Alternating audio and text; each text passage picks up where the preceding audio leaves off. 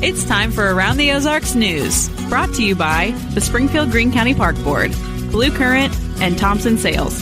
Here are your hosts, Ethan and Sarah Foreheads. Happy Thursday to you. Good morning. Glad you're with us, whether you're watching or listening. We are happy to see you and have some news for you this morning.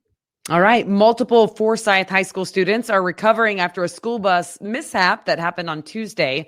20 students were on board, mostly cheerleaders, along with an adult sponsor of the cheerleading team, when the bus driver, who is a 35-year-old woman, ran off the road and hit several ditches and driveways before returning to the roadway. Apparently, she was trying to miss a deer. Most of the students were cheerleaders ranging in age from 14 to 18. They ended up with bumps and bruises primarily, although some do have concussions. One student even had to stay overnight in the hospital.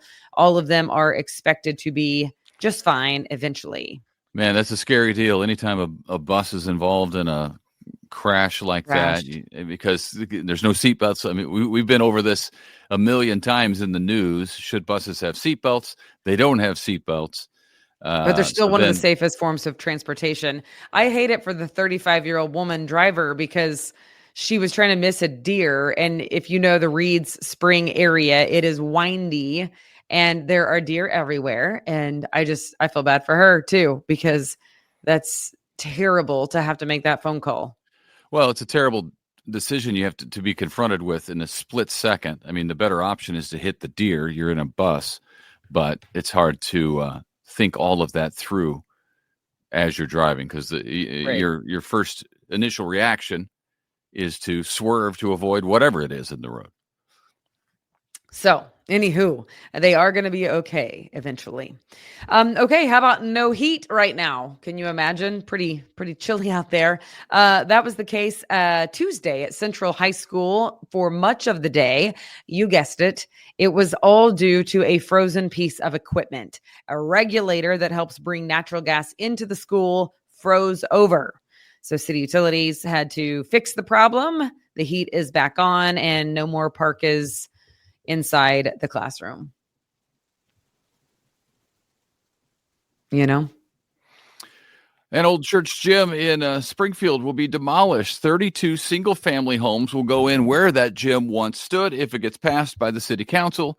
It was talked about a while ago. It didn't get initial approval then, but with some new plans, planning and zoning says it feels confident that the developer's plan will help the neighborhood. So planning and zoning just approved the plan on West Talmadge Street. So in a couple of weeks, it will go before the city council for a public hearing coming up on February 10th.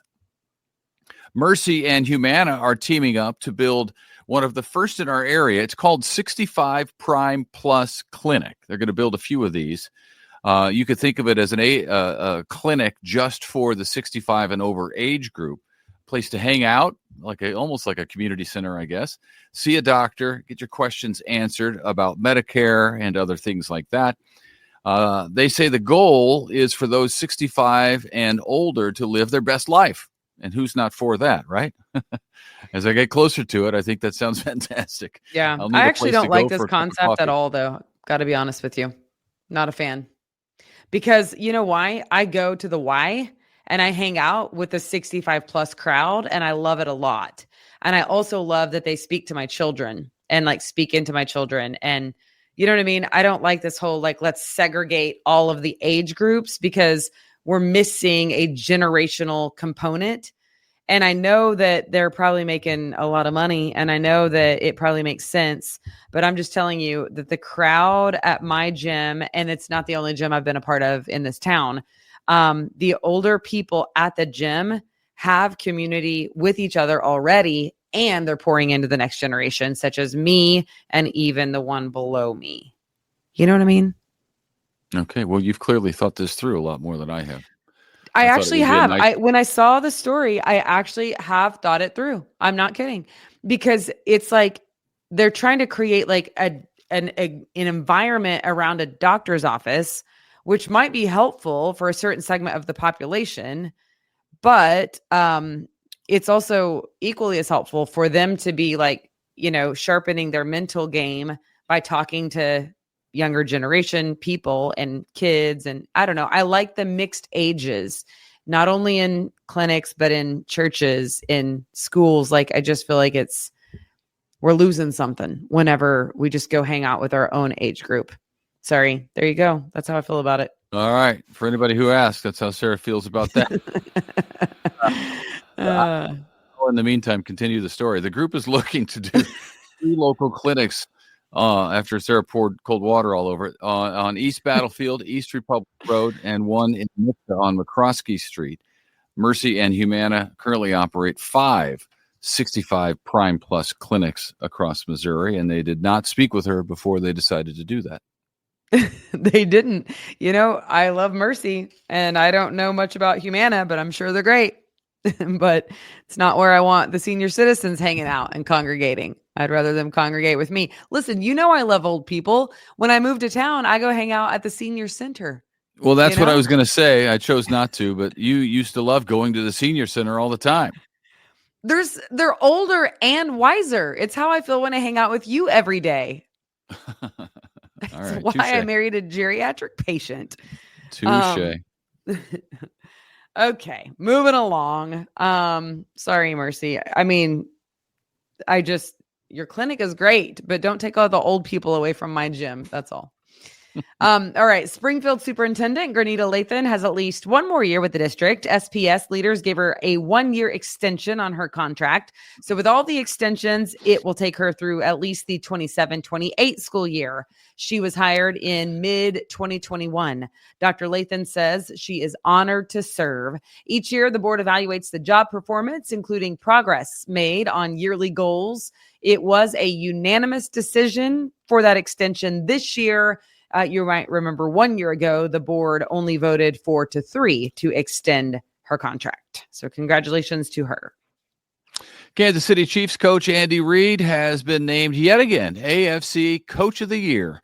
That honor from the NFL 101 Awards Committee, which is interesting. It goes back to 1969, this committee. Winners are selected by popular vote that polls 101 sports writers and broadcasters who cover the NFL. So they have strong opinions, and it's an odd number, 101. So somebody's going to win. It's Reid's 12th season with the Chiefs and 4th time receiving Coach of the Year award. It is well-deserved. A lot of close games for the Chiefs this year, but the key is that they've won most of them.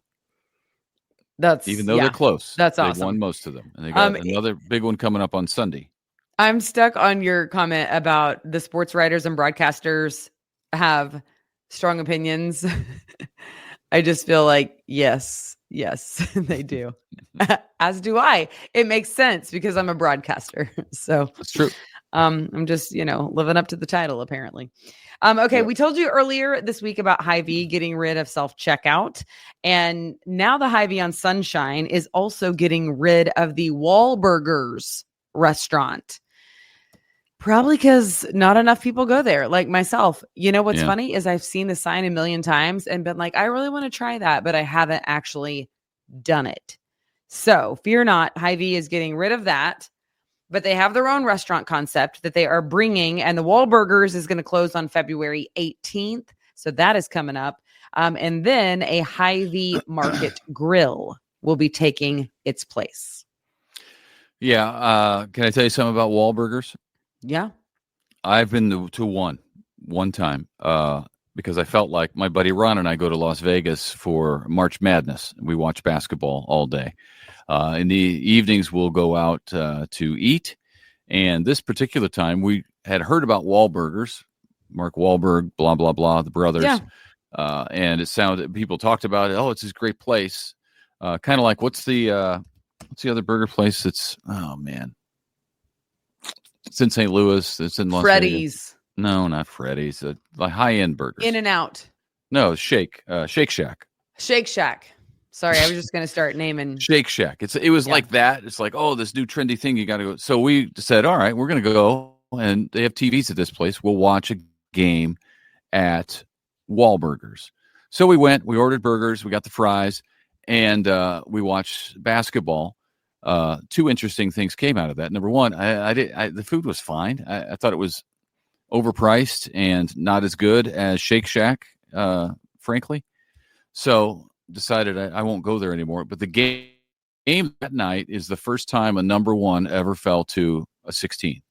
So it was very exciting to watch that happen right there on the Strip in Las Vegas. But therefore I see the Wahlburgers. In fact, I was at HyVee last night. It sounds like every night I go to HyVee because we've done a few of these stories, and I've been to HyVee just recently to comment on all of them. I took our daughter had a soccer game, so she and I on the way to church stopped there because we knew it would get some high chai pretty quick. And I looked at Wahlburgers and I thought about it, and then I didn't. So I knew that they're going to be closing down. I don't have an opinion on the Wahlburgers, but I know that they do food well, so I feel good about whatever they're bringing in. At HyVee? HyVee Market Grill, yeah. So they do. Yeah, HyVee. The food is good at HyVee for sure. Yeah. Yeah. Okay, well, thanks for joining us. Thanks for letting me be on my soapbox. I do love old people, and so makes sense that I married Ethan, and it's all coming together now. All coming together. I'm a protected class. Better leave me alone. There's witnesses. There's thousands of witnesses, probably millions. Yeah, it's very funny to me because whenever I saw the story, I literally was like genuinely sad because this very day I will go and I will know the names of about 6 different elderly folks, and they will call me by name, and we will sit and we will chat, and then my kids will walk by and be like, "Mom, hurry up." And I won't hurry up. And then they'll address my children, and my children will have to engage in like a 10-minute conversation with an 80-year-old. And I sort of love it. Well, I think that's great as well. I think maybe you're assuming that this place is going to become like Cheers and everybody's going to be there. I doubt that's how I envision it. I literally envision it like Cheers. Everybody's going to know their name, but I'm not going to know anybody's name. No, I doubt it's going to be like Cheers. So I think there'll be a few people that go there for doctor's visits, and then they're going to make their way home. They said that you could get a cup of coffee there too. Well, maybe they go there for coffee. They'll let you in. Okay. Tell them you're with me. That was so good. Okay, we're really going off the rails over here. Let's go. Let's go. Okay, everyone. Yeah. We'll see. We're almost there. Sorry, my voice is 14 octaves lower. I don't know what this is. You're sickly. I feel great, but my voice doesn't. So, okay. Bye. Yeah. See ya.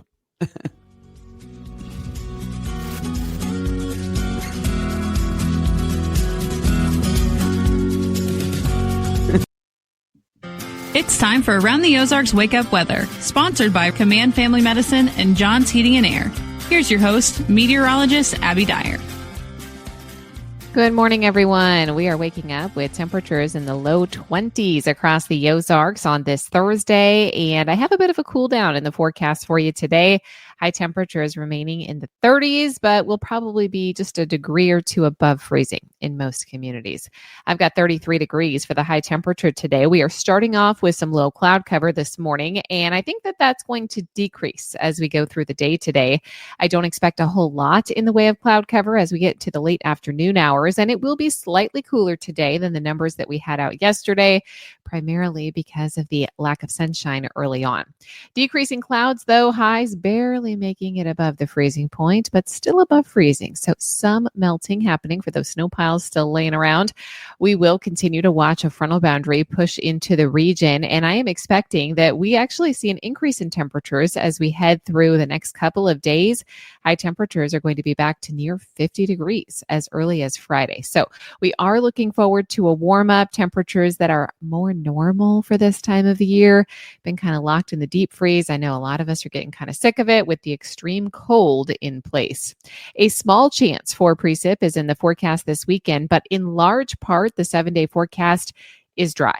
Even the precip chance this weekend, while it's possible that a few snow flurries are going to mix in, I think mainly what we're going to see is a little bit of rain activity, and that will likely get here by Sunday. Even then, though, it's just about a 20% chance for some showers. It's not going to be this all-day major washout. I'm expecting that the temperatures are warm enough that we see a rainfall event out of this, and we will likely have our warmest day happening on Saturday. So if you're just itching to get outside, it will at least be warm enough on Saturday with appropriate attire that you can get out and enjoy an afternoon walk, soak up some of the sunshine that will be out in part this weekend because temperatures are finally going to be more manageable. We are starting to see the numbers really start to level out a little bit. I do have a cold front coming through, though, late in the weekend into early next week, and that is going to knock our temps down a little bit once again. Around the country, there are still impacts being felt down along the Gulf Coast and much of the Southeast, where all of those images of snow on the beach is kind of wild. Places from Pensacola all the way over into Georgia and the Carolinas, Charleston getting some sizable snow. I saw some nice snowy pictures from Folly Beach yesterday.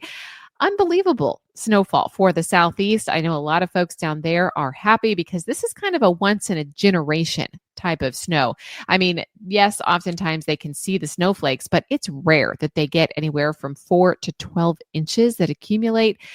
So kind of a rare and fun event for our friends in the Southeast, but it's causing some travel headaches. Those are going to linger through the area today.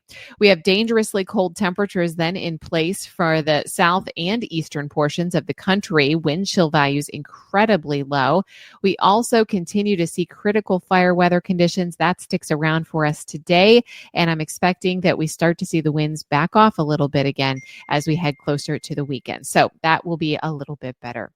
All right, it's time for the Around the Ozarks Wake Up Weather Brain Twister trivia question for the day. It was another true or false. True or false, it has not snowed in Los Angeles, California in more than 50 years. Well, we know the state of California often gets snowfall in the higher elevations and especially the northern portion of the state and places that are more inland. But Los Angeles itself, yeah, that's a true statement. It has not snowed in Los Angeles since January of 1949. Then a 3-day storm covered the city. Snowfall in Los Angeles is not a regular occurrence. It used to happen more frequently in the past before the middle of the 20th century. Downtown Los Angeles may see a snowfall every 10 years or so, but it has not snowed in Los Angeles in more than 50 years. That is a true statement. So congrats if A, true was your guess. All right, here's the next question that I'll leave you with for tomorrow. Which fruit has a variety called winter banana? Do you think that is A, apple, B, banana, C, cantaloupe, or D, watermelon? You can let me know your guess. That's at aroundtheozarks.com. Thanks to our sponsors, Command Family Medicine and John's Heating and Air. And thank you for listening to Around the Ozarks Wake Up Weather on this Thursday morning. I'll be back to chat with you again tomorrow. We'll talk more about that weekend preview, and I'll let you know if there's any sign for more winter weather in our extended forecast. We'll chat then.